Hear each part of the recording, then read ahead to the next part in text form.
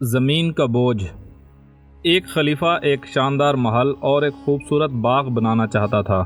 اس کے لیے ایک خاص ٹکڑا زمین منتخب کیا گیا، لیکن بدقسمتی سے اس میں ایک غریب بوڑھے کا چھوٹا جھونپڑا بھی شامل تھا۔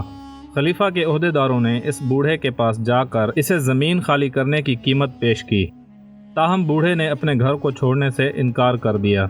جواب میں خلیفہ نے طاقت کے زور پر زمین پر قبضہ کر لیا اور اپنے محل کی تعمیر شروع کر دی۔ محسوس کرتے ہوئے کہ وہ بے بس ہے، بوڑھا انصاف کے لیے عدالت گیا۔ قاضی نے بوڑھے کی بے بسی دیکھ کر اسے تسلی دی کہ وہ انصاف فراہم کرنے کا مناسب طریقہ تلاش کرے گا۔ کچھ وقت بعد جب محل اور باغ مکمل ہو چکے تھے، خلیفہ اپنی نئی جائیداد کا معائنہ کرنے آیا۔ اسی وقت قاضی بھی آیا، جس کے ساتھ ایک گدھا اور ایک خالی بورا تھا۔ اس نے خلیفہ سے اجازت مانگی کہ وہ نئے محل کی زمین سے کچھ مٹی جمع کر سکے۔ خلیفہ نے مسکراتے ہوئے اجازت دے دی۔ قاضی نے بورا مٹی سے بھرنا شروع کیا اور پھر ایک احترام بھرے لہجے میں خلیفہ سے درخواست کی کہ وہ اس بوجھ کو اٹھانے میں اس کی مدد کرے۔ اس عجیب درخواست پر خلیفہ حیران ہوا اور بوجھ اٹھانے کی کوشش کی، لیکن وہ اسے ہلکا سا بھی نہیں اٹھا سکا۔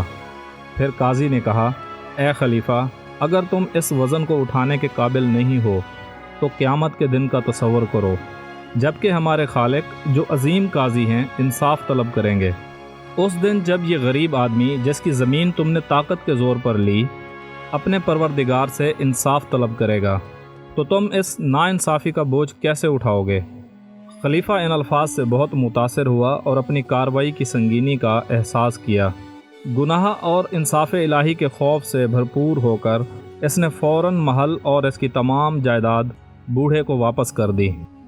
اس میں ہمارے لیے سبق یہ ہے کہ کبھی بھی اپنے فخریہ دولت کی خواہش کی خاطر غریبوں یا کمزوروں کے حقوق پر ظلم نہیں کرنا چاہیے۔ قیامت کے دن ہر غلط کام کا حساب لیا جائے گا اور ظالموں کو ان کے اعمال کی سزا دی جائے گی۔